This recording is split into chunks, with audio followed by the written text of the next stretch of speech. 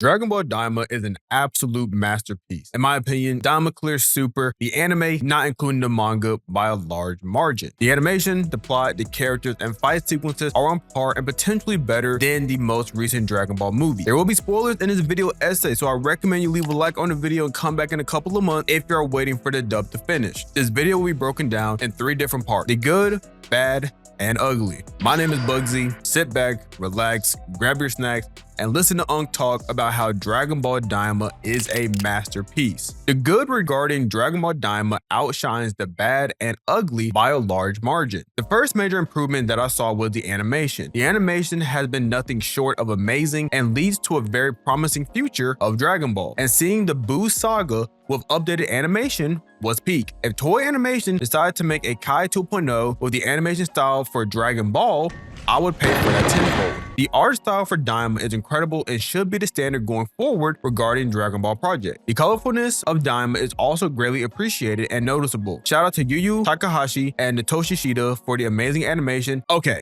I have to shout out Masako Nizawa, who put on an incredible performance during the entirety of Daima. Let's not forget she is 88 years old, and when I say her performance in Daima was incredible, I literally mean it's incredible. So for the dub watchers, I do recommend you check out the sub if you want to catch up and complete Daima all the way through. The introduction of new characters has been done phenomenally, and each character is interesting. The newest characters being Goma, Getsu, Arinzu, Neva, Glorio, Pansy, Majin, Ku, etc. have been interesting. Goma, who is the new Demon King after the board was killed, seems like a joke and almost pathetic. Boy, was I wrong once he acquired the eye. Goma's fear of the Saiyans and turning them into kids is very Toriyama written, and I love it. I love it because it backfires in Goma's face once he realizes that the Z fighters are still incredibly strong. The Getsu, who we learn is the Supreme Kai's brother, is an interesting piece of lore that we did not know. Also, Supreme Kai's real name being Nahar was something that I was not expecting to learn. Slightly disappointed in the lack of importance of the Getsu, however it is fine given that he is not a main character. Arinzu has been a great addition to the Dragon Ball world for multiple reasons.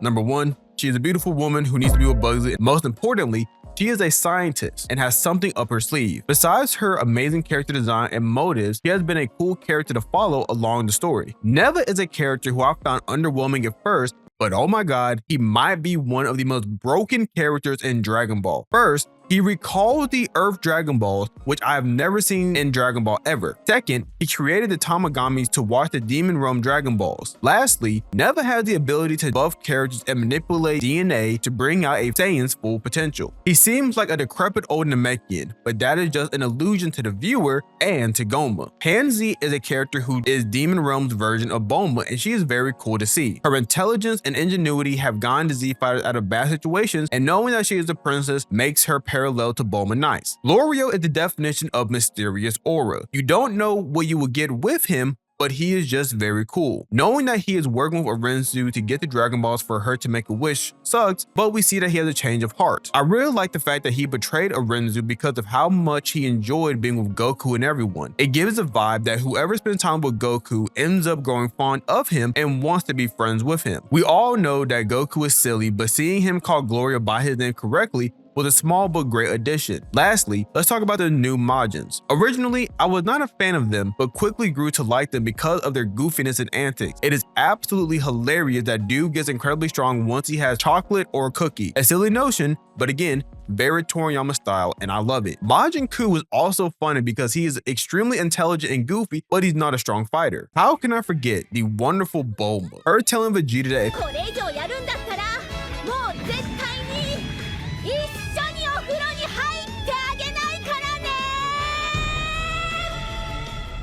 I truly died laughing hearing that for the first time. Not only is it Akira Toriyama's best joke, but it is so real for Vegeta to listen and fly back at incredible speeds. Vegeta is just like me, and this is the character development that we all needed. Let's discuss the plot. The plot of Dragon Ball Daima is very similar to Dragon Ball, a story that is more journey-based and not straight fights, flashiness, and transformations. While I know there may be some complaints regarding the slower points of Dragon Ball Daima, I think that's what makes it enjoyable. Let's call it a slow burn. The slow burn is what leads up to a flashy and intense conclusion. I believe that if if Daima started off too fast and intense, the energy would have not been kept up for the duration of the series. Let's discuss some of the story building and slower parts that I enjoyed. For example, the plot progresses pretty well and the filler episodes are not as bad as what we have seen in Dragon Ball Z or Super. The fight scenes have been done very well and every single second matters to a fight. Most of the fights do not seem dragged out, which was a problem in Dragon Ball Z but also in Super. Don't get me wrong, I know a lot of people enjoy some of the longer fight scenes because they have cool moments. For example, in Dragon Ball Z, we see Goku go Super Saiyan 3 and he is yelling for 6 minutes straight. Don't get me wrong, it is hype, but it is not something that we need in today's animation story progression. In fact, when Goku shows Goma all the Super Saiyan transformations, it is done faster but more intensely. Clearly a callback to the Buu saga when Goku showed off the transformations to Babidi and Buu. I believe seeing Vegeta go Super Saiyan 3, or in his words, Ultra Vegeta 1, for the first time was amazing. Even in Super and Z, he says how Super Saiyan 3 is a waste of a transformation. It was extremely cool to see him do it and seeing how when Super Saiyan 3 allowed him to win against Tamagami number 2. Of course, we get to see Super Saiyan 4 Goku, and I believe that is the highlight of every single Dragon Ball fan. Noticing that we finally got a transformation that at first was not going to be canon, officially made canon in the Dragon Ball universe. What I really enjoyed about the transformations is that it is very similar and pretty much identical to what we saw in Dragon Ball GT. Clearly, it is not the same transformation. Hopefully, we do get to see Vegeta go Super Saiyan 4 and potentially see Super Saiyan 4 Gogeta, even though it would not be Gogeta per se. Future Bugzey here. After the completion of Daima, we did not see a Super Saiyan 4 Vegeta, and we definitely did not see a fused Super Saiyan 4. Very sad, but you know what? I'm not too upset about it. Anyways, back to present bugs. Time to talk about the bad regarding Dragon Ball Daima. The bad regarding Dragon Ball Daima is very few in my eyes, but I will look at it from a different point of view. One of the bad things about Dragon Ball Daima is explaining how it ties into Dragon Ball Super. One of the complaints that people have is how does this tie into Super, and if it does, why is none of this mentioned in the Super timeline? I think the best way to answer this question is by saying that it wasn't thought of during the Super timeline. There was also a real possibility that the Z Fighters will have their memories erased to where they don't remember the events of what happened in the Demon Realm. Clearly that did not happen, as of course the anime has concluded. Some people will not enjoy that because it would definitely come up as a cop-out to what people say as poor storytelling or even just the lazy way out of it. Another bad that I have regarding Dragon Ball Daima is the inconsistency of Goku and Vegeta's strength throughout the anime. There are times when Goku and Vegeta are clearly able to defeat their foes, but then against some of the weaker folks, they seem to struggle. When Vegeta was fighting the Ginyu Force version of the Genderme, Vegeta was able to defeat them with no effort whatsoever, even though they were considered the elite fighting force. We have seen Goku struggle against characters who are clearly weaker, but he had to break a sweat and he pulled the Vegeta technique of only using Ki Blast. I actually have never seen him use a Kamehameha against opponents except for Tamagami number 1 and Goma. This is a very small nitpick, but I would love to see Vegeta use the Final Flash against an opponent. It's Future Bugs again, and Vegeta does the Final Flash as adult Super Saiyan 3. We are so bad. Lastly, another thing that I will consider to be bad about Dragon Ball Daima is how Dende really just has not been used at all. Yes, he has been turned into a child and he's been asleep the duration of Daima. However, I would like to see him being used more or gain some knowledge from Neva. I wonder if Dende is going to have a feat so grand that it makes up for inactivity during this. Future Bugs here again. He did not. Actually, now this is my last bad thing regarding Dragon Ball Daima. Why was Gohan not seen whatsoever? I do not know if it was a marketing strategy to get people to watch Dragon Ball Daima. However, to not include Gohan I think is a miss. Let's dive into the ugly of Dragon Ball Daima, and you may be surprised what the ugly is. This may come to the surprise of the viewer, but I do not think there is anything ugly regarding Dragon Ball Daima as an anime. My complaint regarding the ugliness revolving around Dragon Ball Daima is the community. During the airing of Daima, there were so many people who were immediately shitting on the anime, and it had only been a couple of episodes. People started being excited regarding the more hype moments of the show. That comes down to the issue of the viewer and not the anime itself. My only real gripe with the anime is the fact that the dub was not released at the same time as the sub. I think that is a very greedy strategy from Toei Animation and Funimation, and hoping to boost their sales once the dub gets announced, which will cause people to pay for it. I do believe that if the dub would have been released at the same time as the sub, it would have led to less spoilers on Twitter, resulting in more people being excited about Dragon Ball Daima. In fact, the 3 dubbed episodes were released in the theaters but not on any anime sites. Let's discuss one of the biggest elephants in the room. Is Daima better than Super? In my opinion, yes, it is better than Super. Daima is a combination of all the best aspects of Dragon Ball, Z, GT, and Super put together. The adventure vibes, the great fight scenes, the amazing animation, and transformations, while Super was missing out on many aspects. Super is well known for the Tournament of Power and the Goku Black arc, which is the positive part.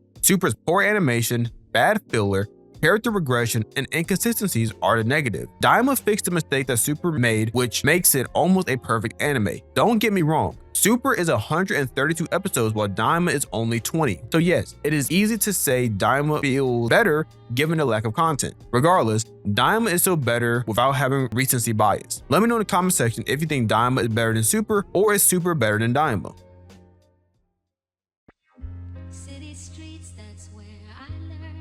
Daima is the first Dragon Ball series I watched with weekly releases. I felt like a kid again and relived the emotions I felt when I watched Z and Samurai Champloo for the first time.